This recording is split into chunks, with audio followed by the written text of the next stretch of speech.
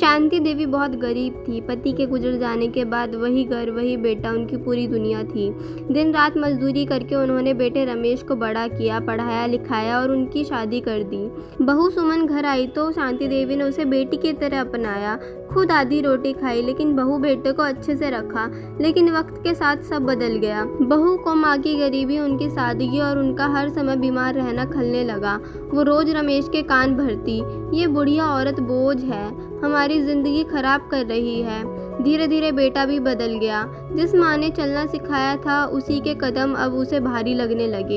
एक दिन बहू बेटे ने मिलकर साजिश रची। माँ से कहा, माँ कुछ दिन के लिए रिश्तेदारों के घर रह लो। शांति देवी सब समझ गई, पर माँ थी, कुछ बोली नहीं। उस दिन उन्हें घर से बाहर कर दिया गया। ना आंसू गिरे, ना शिकायत निकली, बस भगवान का नाम लिया। रास्ते में उन्हें एक अनजान इंसान मिले, रघु काका, जो खुद भी साधारण इंसान थे। उन्होंने पूछा, माँ अकेली कहाँ जा रही हो?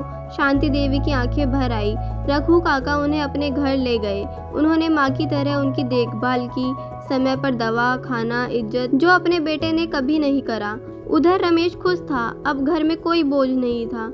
पर खुशियां ज्यादा दिन नहीं रही। एक दिन बहू सुमन झगड़ा करके मायके चली गई। घर सूना हो गया, बीमारी में कोई पूछने वाला नहीं था।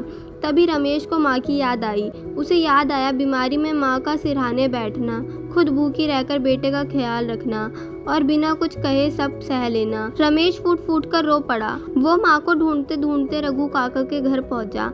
माँ को चैन से सोते देखा, सम्मान से जीते देखा। रमेश माँ के पैरों में गिर गया। माँ मुझे माफ कर दो। शांति देवी ने धीरे से कहा, बेटा माफ तो मैं उसी दिन कर चुकी थी जब तूने मुझे घर से निकाला था। माँ ने माफ कर दिया, पर माँ का घर वही रहा जहाँ उसे इज्जत मिली। और रमेश समझ गया, जिस माँ को बोझ समझा वही असली सहारा थी।